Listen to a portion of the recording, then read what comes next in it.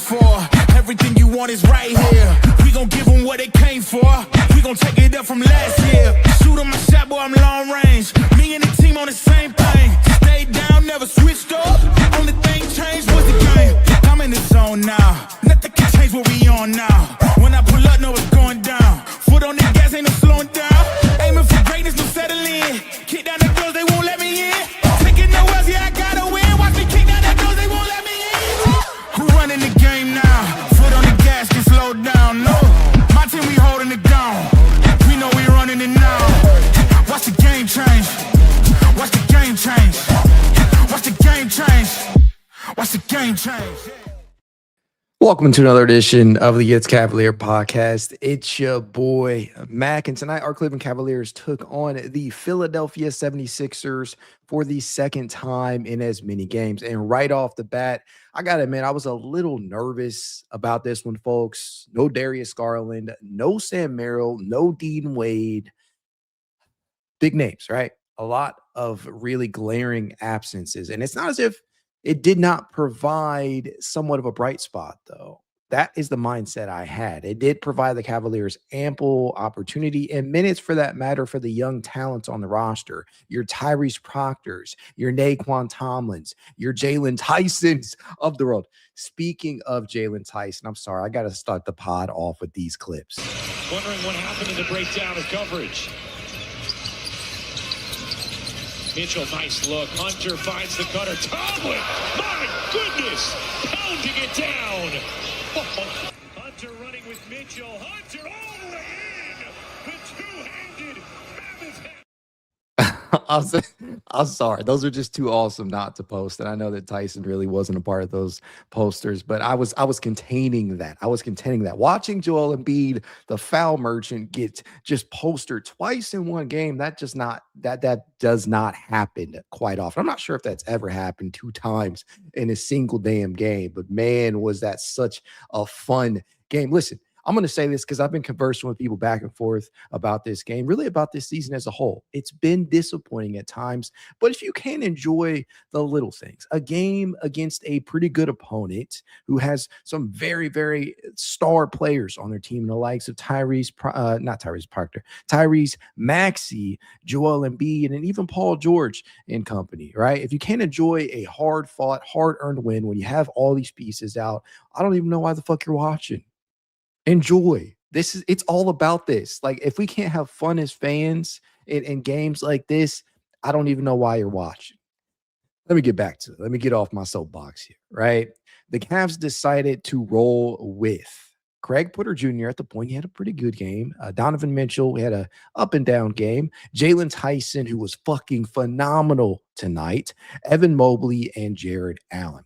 Now, I have to say this, right? I knew entering tonight, the Cavaliers, even though it would be tough with all of those guys out, they did have an opportunity to move up to the 5th seed in the East with the victory. And that's exactly what they did, winning the game on a high-level sequence from Jaylon Tyson, assisting Evan Mobley for a dunk, and then making sure that Philly didn't knock down a 3. I was crossing my fingers, but man, what a performance. Starting with the first quarter, Donovan got things started with an alley-oop to the bigs, right? Good to see the big involvement. Craig Porter Jr. was active on the glass. He had the mid-range going at first, didn't really try it too often.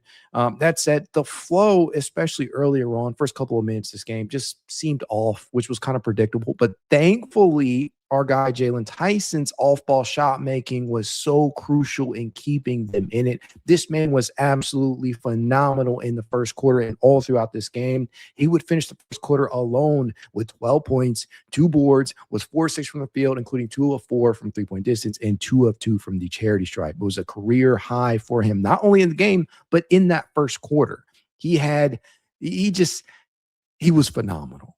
You're going to hear that word a lot tonight. This man was absolutely phenomenal. One of the plays that sticks out to me in general from that first quarter was a jam he had off of a wonderful backdoor cut courtesy of a Jarrett Allen feed. That was an awesome sequence. That said, this was very much an up and down, frustrating performance all throughout because of one primary issue. There was a couple issues that ailed the Cavaliers in this one, but one that stuck out above all the others, and that was turnovers. Turnovers as the Cavaliers were credited with turning the ball over 18 times. My friends, I believe they turned the ball over 8 times alone in the first quarter. That resulted in 14 points off of turnovers for the Philadelphia 76ers. And honestly, if they hadn't been turning the ball over so damn much, you're probably looking at a much different game because Philly capitalized almost off of every single one they had. Still, though, Porter and Mitchell managed to move the ball as the Cavaliers finished the first with 10 total assists.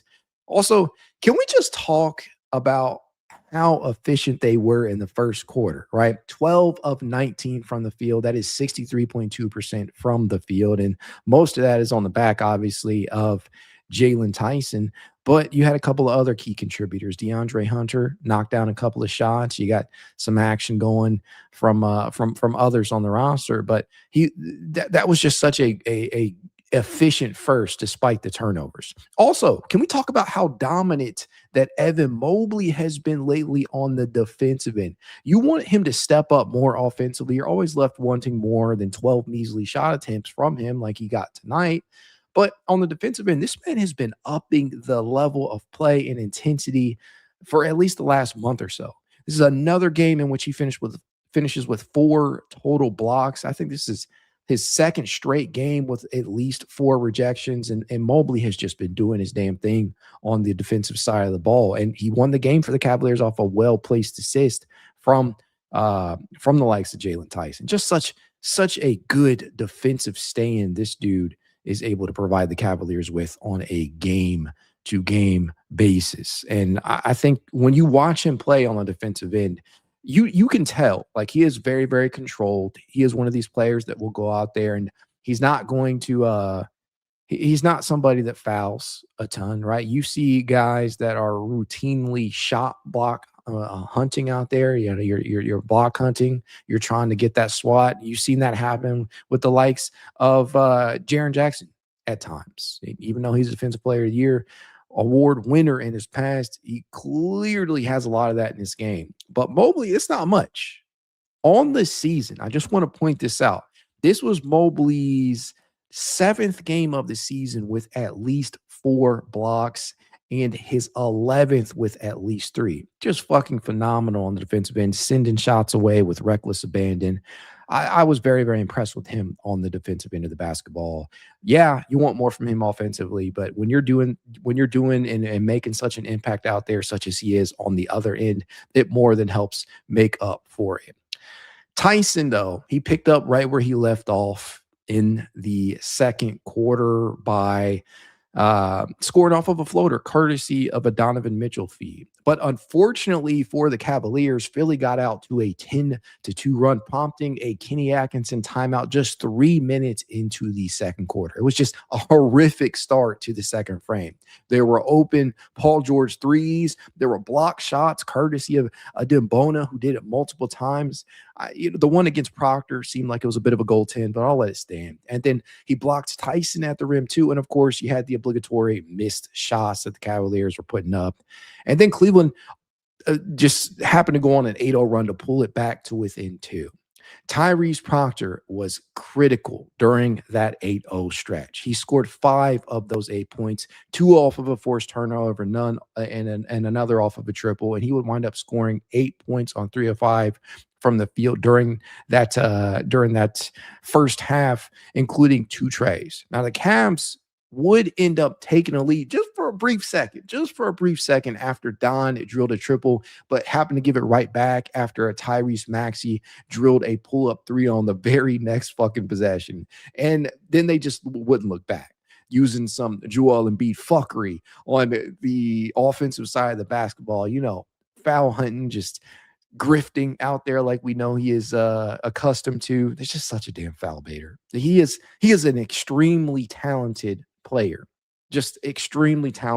but I just will never understand the antics that he deploys at times. But here's the thing. This was Cleveland's game for the taking, and eventually turned out to be, but it didn't have to be a struggle if they could just make some more timely decisions instead of being so careless with the basketball at times. Part of that, and if I have to be 100, if I got to call a spade, part of that was how they were playing Donovan Mitchell. They were trapping and blitzing the shit out of Spida.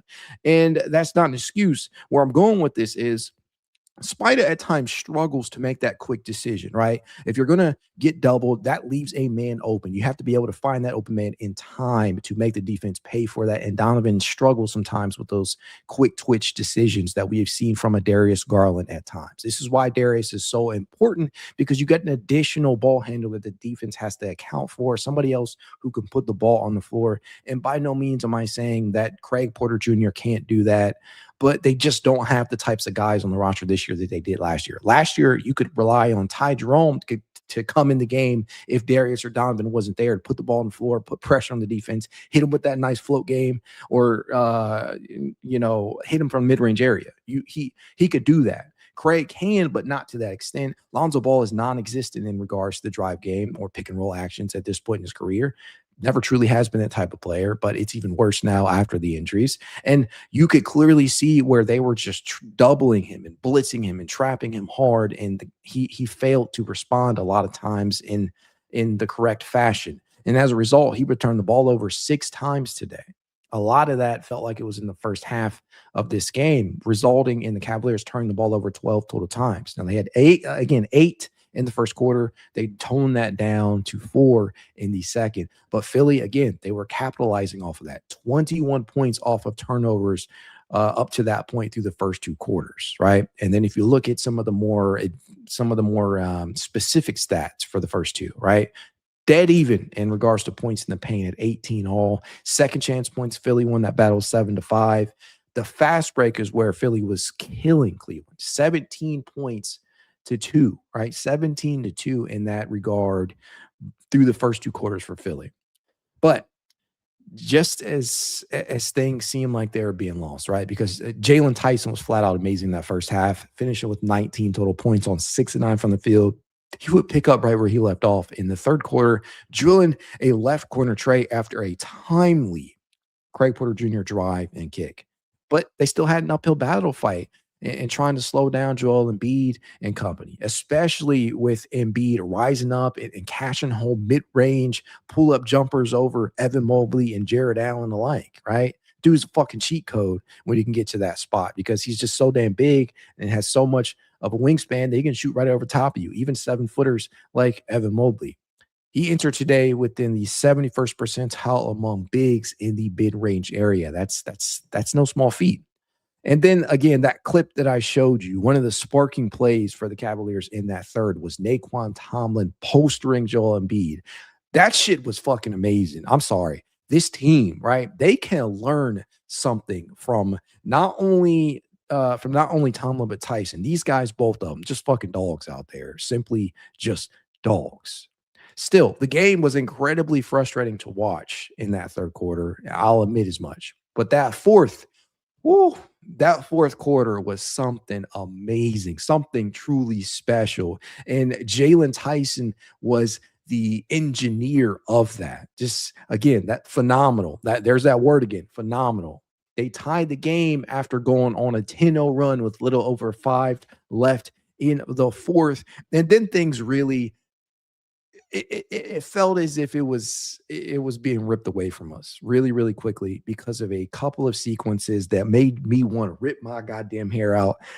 Just multiple turnovers in succession. First, after allowing Philly to knock down a shot, the very next thing that happens is Donovan Mitchell and Jaylon Tyson kind of cross wires trying to inbound the basketball, and it doesn't get in, right? They turn the ball over because Jaylon is out. He's got 1 foot out of bounds and 1 foot in as Donovan. I don't know what they're trying to do. They're trying to get the ball inbounded. I don't know what Donovan Mitchell was on, but I credit that miscue to Donovan. Luckily, they were able to make up for it. But then a couple of possessions later, you get Evan Mobley stepping out of bounds. I think there was an additional turnover included in that. And then very, very quickly, Philadelphia went on a 7-0 run, putting the Cavaliers down in a tough spot. Very, very tough spot to come back from. But then a couple of magical sequences began to occur. You just got some really, really good things happen in the late stretches of this game. Again, after Evan Mobley steps out of bounds and Joel Embiid hits that jump shot. The very next couple of things you have is after Donovan Mitchell missed shot, Evan Mobley immediately follows that up with a putback, a tip dunk that was beautiful. Tyrese Maxey followed that up with a step back jumper of his own, but then, like he's been doing all fucking game, Jaylon Tyson comes to the rescue. He knocks down a triple courtesy of Donovan Mitchell, generating his 10th assist on the night. You get a miss from Tyrese Maxey, who gets rejected by Evan Mobley at the rim, just doing that. That was his fourth block of the game. Then you got DeAndre Hunter getting out in transition and posterizing the likes of Joel Embiid. I feel like I got to play that clip again, man, even if it goes down because of demonetization. Wondering what happened in the breakdown of coverage. Mitchell, nice look. Hunter finds the cutter. Tomlin, my goodness, pounding it down. Hunter running with Mitchell. Hunter all the way in. The two-handed mammoth. Just that was such a beautiful sequence. I mean, both of those dunks, obviously, but that one that DeAndre Hunter got against Joel Embiid, when it easily looked like he could have passed the ball right there, that to Donovan Mitchell, I knew that they had something coming after that. That was Jaylon Tyson's third assist, by the way, on that. They followed up a Joel Embiid missed fadeaway with yet another Jaylon Tyson triple to take the lead, 112-111, which was immediately followed by Tyrese Maxey, putting the Philadelphia 76ers back up by 2 after 2 free throws, after being fouled by Jarrett Allen, if I'm not mistaken. And then they follow that up with a running layup from DeAndre Hunter. And at that point, the Cavaliers, all they had to do was hold on. But much like we have seen from this team in times past, they allow this, they didn't close the door. They allow Philadelphia a slight chance. And what ended up happening was Tyrese Maxey drilled a floater to tie the game 115 all with 8 seconds left in the game. Cleveland calls a timeout, and then immediately out of that timeout, you get one of the most beautiful sequences that we have seen this season, and that is Jaylon Tyson, I believe, driving baseline and dumping the ball off to Evan Mobley for a game-winning dunk, essentially. 5 seconds left on the clock at that point. All they had to do was get one stop, and that's exactly what happened, and they came back. And it was furious, and it was beautiful, and it was Jaylon Tyson's best game of his career. This man, the 20th overall pick from his draft class, has been probably the brightest of bright spots for this team this year. That includes a group of Sam Merrill breaking out. That includes a group of Craig Porter Jr. looking pretty damn good this year. That includes Nae'Qwan Tomlin's emergence. That includes a number of other players stepping up in a big way. And somehow Jaylon Tyson has been the best of that bunch, and it has been one of the best stories in basketball this year. Yet, none of these guys are in the talks for most improved player, which is a fucking travesty. The Cavaliers outscored Philadelphia 33-24 in the fourth quarter of this game. Just a phenomenal performance. A phenomenal performance. A fun game. And as I said earlier, if you can't enjoy a performance like that, a hard-earned victory, why the hell are you even watching? Yes, it's been a disappointing season, but this is what it's all about. You're down 4 quality rotational pieces in Darius Garland, Dean Wade, Max Strus, and Sam Merrill. This was going to be a tough one. And you got some miscues, you got some bad turnovers, you got some pretty bad shot making earlier on in this game, and they still were able to overcome that shit because of Jaylon Tyson. And speaking of Tyson, because he just keeps becoming the top of discussion, I'll just post the graphic. Jaylon Tyson versus the Philadelphia 76ers. Ignore the assist. That needs to be updated. But 39 points, 4 rebounds. He did finish the game with 4 assists. He was 13 of 17 from the field. That's 76.5%. He was 7 of 9 from three-point range. That is 77.8% from three-point distance. Jaylon Tyson, my friends, has just been absolutely phenomenal. Absolutely phenomenal this year. He has drilled, if I am not mistaken, this man has made 77 triples. He has attempted 162. If you're not good at math like me, you'll wonder what that percentage is. Well, after tonight's game, he is shooting a white hot 47.5% from three-point range. He is shooting 52.4% from the damn field. He entered today, ladies and gents, as the only player in the entire NBA, not just on the team, but he entered today's game as the only player in the league currently averaging at least 12 points, shooting above 50% from the field, and knocking down at least 45% of his three-point attempts. That's most improved player type shit right there. Include him in that. Damn. Kudos to Tyson, who stepped up in the absence of Darius, Garland, and company, because this was a much needed victory. Cavaliers have momentum on their side now, right? They now should be in the top 6 seeds in the East, right? As of right now, NBA.com puts them in the 6th seed at 24-19 as winners of 7 of their last 10 and on a 2-game winning streak, right? Against quality competition. This is a Philadelphia team that still presents a lot of stylistic issues for Cleveland. When you're talking about Embiid, who is just such a massive matchup nightmare for the bigs out there. You're talking about Tyrese Maxey, who entered today in the top 5 in scoring and putting up 30.3 points per game. And we already talked about how they held him 16 points below his seasonal average on in the previous matchup just 2 nights ago. And then lo and behold, tonight they go and do much the same as they hold him to 22 points, which is 8 points below that seasonal average. That's big time stuff, guys. That is really, really good defense at the end of the day. And yeah, there's some just missed shots. That's always part of it.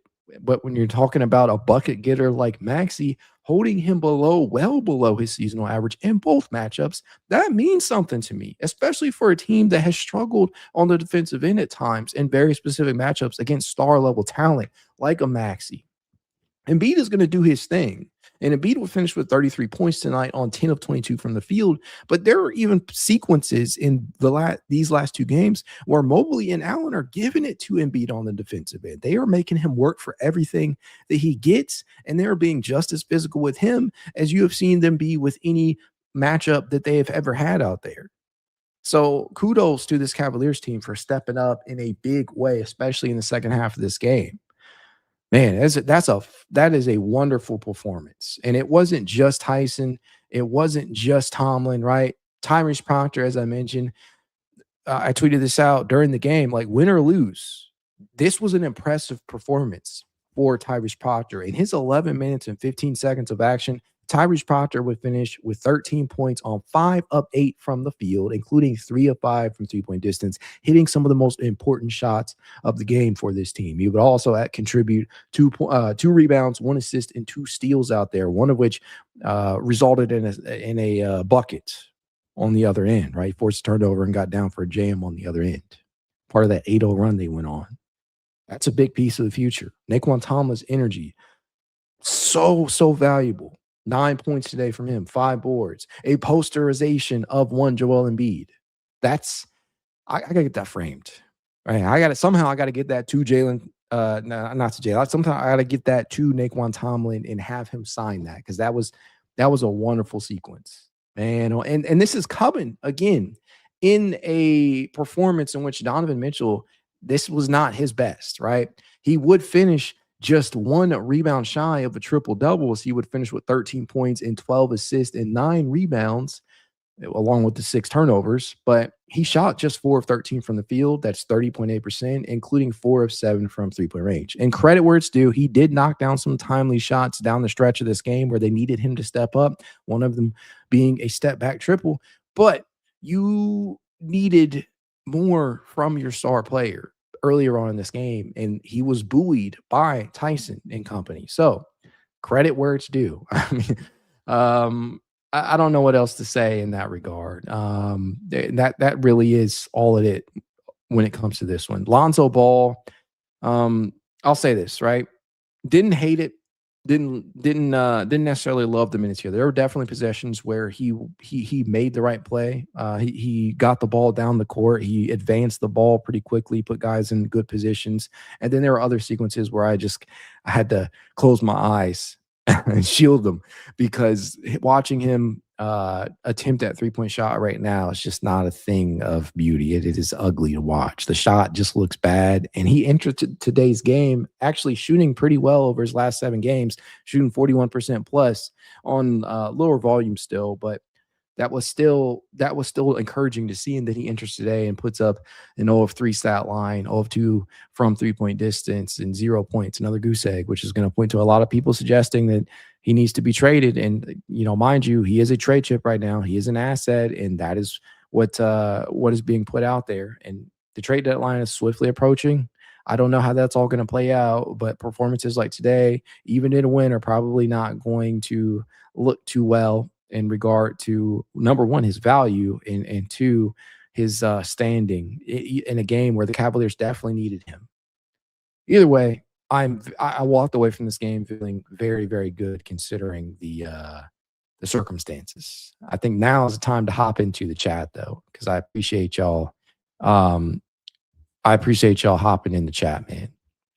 That's so much here. Reef Gang says, but now we get fed to the Thunder death machine on Monday. I would rather see Proctor play over Alonzo. I get it. I understand it. D. Jackson says, Nae'Qwan Tomlin poster on Joel Embiid was amazing. Reef Gang says Lonzo's whole value right now is his expiring contract. Chaz Erica says Tyson, Tomlin, Proctor, Mobley. What a fucking game, says Never Bloom. Jaylon Tyson is him. Chaz Erica says, yo, that was fun. Absolutely fun. HJ17 says, I told y'all about Tyson. This dude was balling out there, man. Career game from him. Cowhead Milk says Jaylon Tyson. Yeah, just so many Tyson comments, and I love it, right? Bucknut says Mitchell and Maxey non-factors. Good game. Chewy Wong says, damn, didn't know Mitchell was that close to a triple-double. Yeah, just 1 rebound shy of said triple-double. Brett VR says, I love Jaylon Tyson. He also says almost 40 points and saving the game. Someone needs to give him some sort of reward. Drinks, right? Jonah Quest says, yo, great win. Ugly game, but they got it done. Welcome to the NBA, Jaylon Tyson. Listen, they're not always going to be pretty. You know this, Jonah, right? And for me, this is it just feels good, right? It feels like vindication, because I just released a video the other day that said that the Cavaliers need to solidify this starting small forward. And to me, the name that I threw out there, Jaylon Tyson.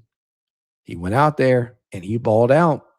That makes me feel good about my words, my choice of player. And I think that you got to stick with it, because he is a guy that fits so damn well with whoever else is out there due to his off-ball shot making. He does not require the ball in his hands a ton. He does not require a ton of touches to be impactful offensively. I love it, man. I absolutely love it. Douglas Sweat says Tyson is my hero. Lena says pay Tyson. Bandos Burner says Don gonna get a triple-double one of these days. I really hope so. He deserves it. Shoba says Mobley is defensive player of the year. We just need a little we just need to limit those turnovers and get stops. Mobley plus a perimeter lockdown equals success for the squad. Great game for Tyson. Jonas says right on, Mac. Talking to Grubbin Media says, Mac, we finally won back-to-back games on ESPN. Hallelujah. Praise the Lord, right? Whatever you want to say. We've done good on NBC, Peacock, and Amazon Prime, but had issues on ESPN. It's prime time matchups against the same damn opponent. You don't see that too often. I don't know if that's ever really happened for this team, but that was beautiful. If Likes Both says, big test next versus, say that 3 times fast.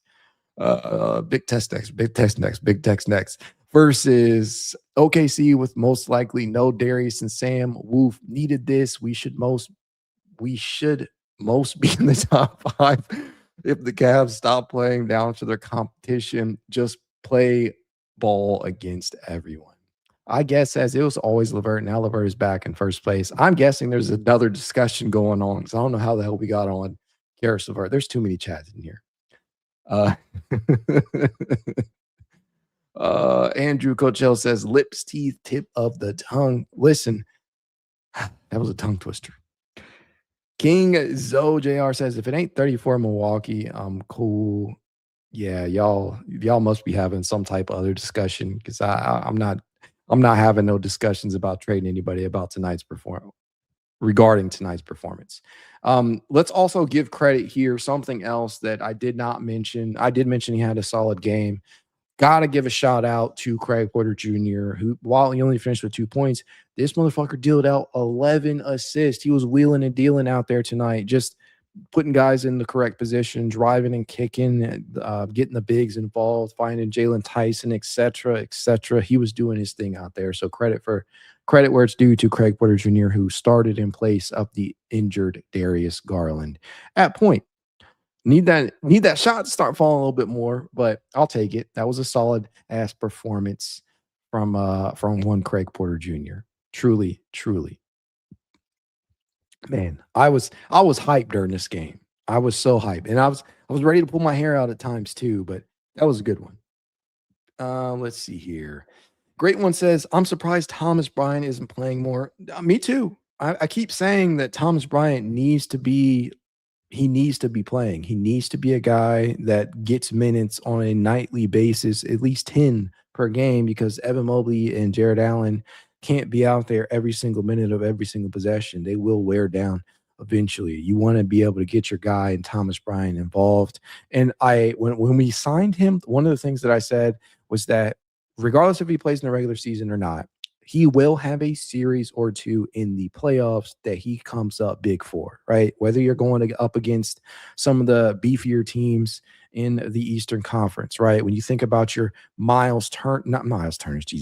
you're thinking about your Mitchell Robinsons of the world, maybe Miles Turner, I don't know. But when you think about your Mitchell Robinsons of the world, that's the type of matchup that I think that he'll be important against, because he brings a certain level of physicality out there and professionalism, and he brings playoff and finals experience that the Cavaliers can utilize. So we'll see. HJ17 Game says, after tonight, if Jaylon isn't the permanent starter, I'm going to be pissed. I said it in that video. I've created numerous other videos about it. Jaylon Tyson needs to be the starter at small forward, ladies and gentlemen. If you weren't sold on it before, hopefully you are tonight after tonight's performance. That shit was beautiful. And then that assist to end the game, right, to Mobley, that is a high-level play. He is still young. He's only in year 2. He will have miscues. He will have turnovers. He will have some things happen that you don't necessarily want to see from him, and that's all part of the growth pattern for him. But at the end of the day, like this dude has legitimately been one of the best value picks that Kobe Altman and company, Mike Gansey, whoever's up there making the selections, that's been one of the best of this current core. You love it, man. And really happy. Bay J2M, thank you for the $2. Says, we still not better than Detroit. They're too physical. To be quite honest with you, Detroit, while from a physicality standpoint, does represent a tougher matchup for Cleveland. Somebody that's akin, and I mentioned this on the last stream, the two teams in the NBA right now that I think are rough matchups for the Cavaliers in that specific category, it's the Detroit Pistons and the Houston Rockets. The Rockets, to me, in the Western Conference, represent a very challenging task to overcome for Cleveland because, one, they're capable of being physical out there, and two, because of the length that they throw out there. But Detroit is also one of those teams that will beat you down, and they'll put that physicality on you. They don't scare me, though. I think that when you look at the Cavaliers, when they play like they are capable of playing, you're not as terrified because the Cavaliers are the superior team, in my opinion. But a lot of things have not gone the Cavs' way. The shot making has been non-existent. They entered today middle of the pack in three-point percentage at 14th. That is not going to cut it. That's a major dip from last season. They allowed the highest amount of 3-point percentage in the league this year. Their 3-point defense has been ass too. But at the end of the day, Detroit is not a team that I think is better than Cleveland when they're playing up to their capabilities. But credit to JB Bickerstaff and Detroit because they've done some pretty big things there. And in that regard, Dr. Claw 77 says Detroit's physicality is not the problem. It's the Cavs shot making and defense. Yeah, and they've had games where they have absolutely shut shit down on the defensive end, but they still struggle to defend the 3-point line, right? I already mentioned they entered today as the NBA's leader in 3-point percentage or opponent 3-point percentage, mind you, which is not a place you want to live at. That's just, being 100. That is not a place where you want to live at from a defensive standpoint for any team. The Cavaliers are allowing opponents to shoot 38.3% from 3-point distance. They are allowing opponents to knock down 14.1 triples per game. That right now is 23rd in the NBA. Those are not things that I think the Cavaliers can truly fix this year. It is what it is. They might acquire a name or two around the deadline that helps in that regard. And actually got a video coming out about some potential trade targets. I'll drop that probably tomorrow. I need to finish a couple of edits with it. But the point stands. They have to fix things out on the perimeter from a defensive standpoint. I don't worry as much about the interior defense when you got Evan Mobley and Jarrett Allen doing their things. But I'll tell you what. If they can figure it out, if they can just be slightly better, they're going to be a much better team in the second half of this season. Dr. Claw also says they move too slowly, and if the Cavs don't play donkey ball on offense, they're not as bad. The bad matchups mostly live in the West, but also the Celtics still. If Like Spo says, no shade, and I respect Detroit, but until JB shows me, I still don't trust him in a series. He has to prove me wrong or ring. I'm just poking fun at you. You guys crack me up with some of these.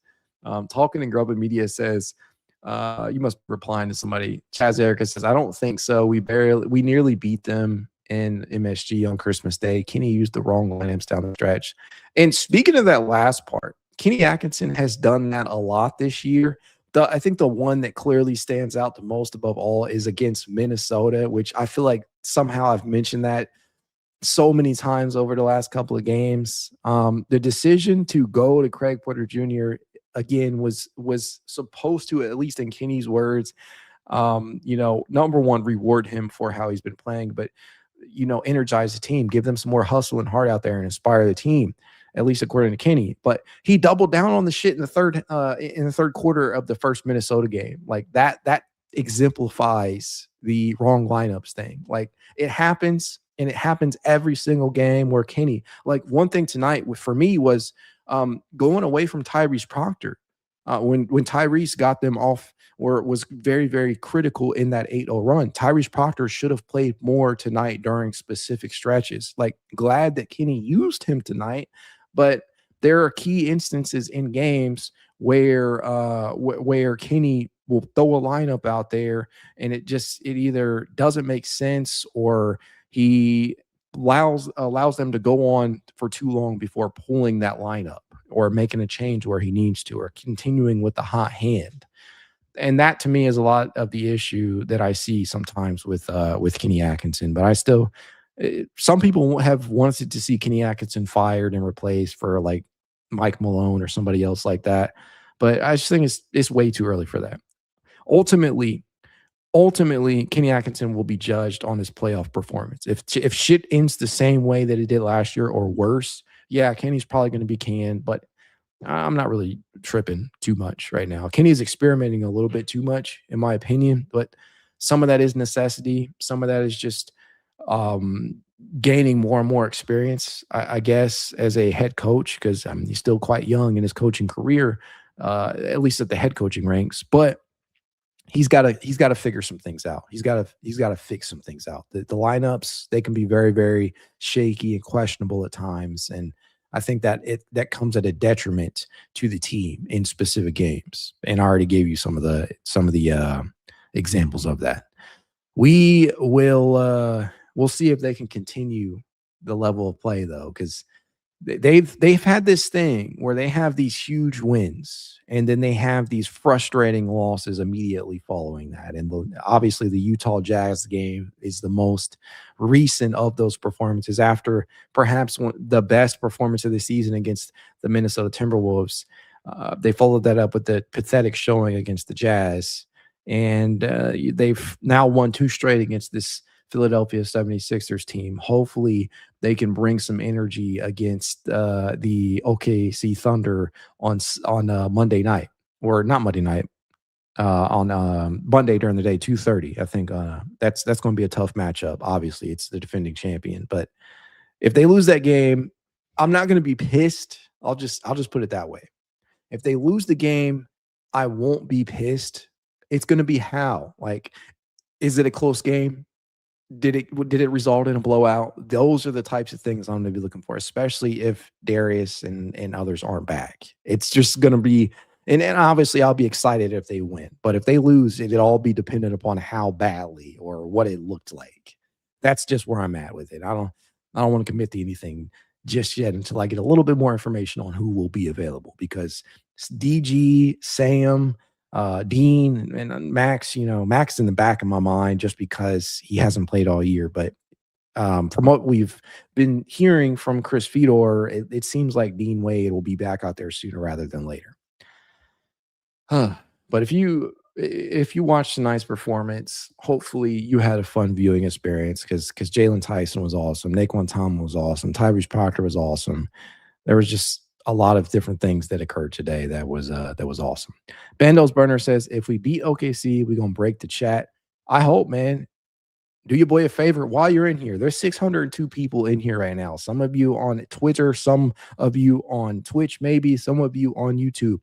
If you are still watching, do your boy a favor and hit that like button. Subscribe to the It's Cavalier podcast if you're not yet a subscriber. Hell, do your boy a favor and subscribe to Positive Hooper too. I've been uploading more over there recently. I'm trying to cover the NBA at large, not just the Cavaliers. I'm really trying to expand things, and we'll see where that goes. And I'm trying to hit 100 over there by the end of the month. Either way, I'll be here. You guys, all the usual stuff I say. If you want to reach out to me, I can. It's Cavalier_pod on Twitter, TikTok, Instagram, YouTube, and more. If you want to be added to this Cavalier Discord chat, you know what to do. Leave a rating, leave a review, send a screenshot of said review to itscavalier53@gmail.com, and I will send you said invite. But even if the Cavaliers, by some chance, end up losing to OKC, or they win, and I'll definitely be here for that, I'm always going to be in these streams because I love this team, and I know you guys do too. Go. Jeez, I'm all over the place. Go Cavs.